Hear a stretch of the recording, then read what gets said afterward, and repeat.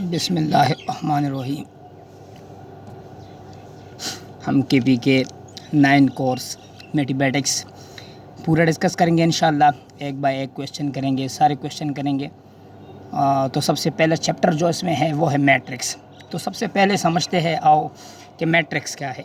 Matrix, इसके definition को समझते हैं। मैट्रिक्स क्या है? मैट्रिक्स इज़ ए स्क्वायर और रेक्टेंगुलर बॉक्स। सबसे पहला पॉइंट इसमें क्या? Matrix is a square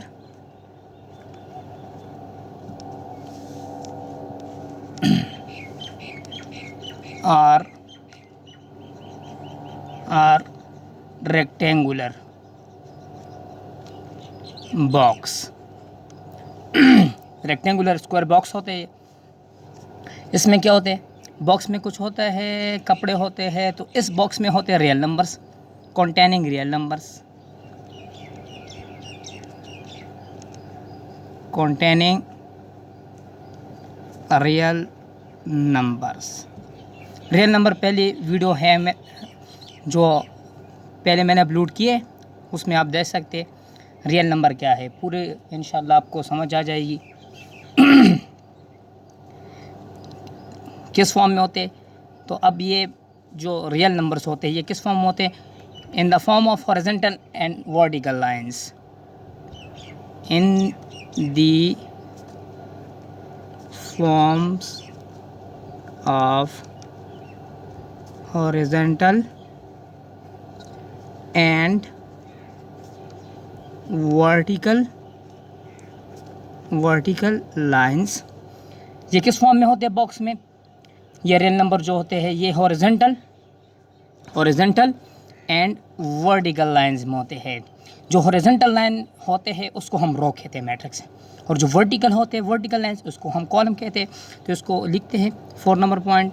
the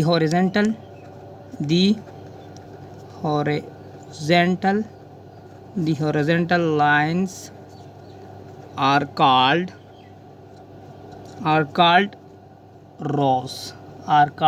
rows while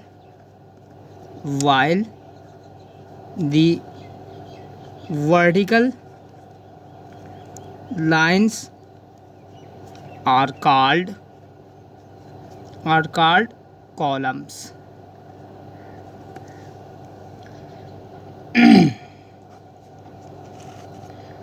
ये क्या होते हैं? कॉलम्स होते हैं। फॉर एग्जांपल लेट्स सपोज हम एग्जांपल लेते हैं। एग्जांपल की मदद से जो ये डिफिनीशन है ये सही समझ में इंशाल्लाह आपको आ जाएगी।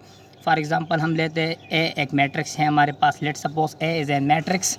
ए मैट्रिक्स है हमारे पास, इसके मेंबर्स है। फॉर एग्जांपल जनरल मैट्रिक्स लेते हैं ए बी सी डी।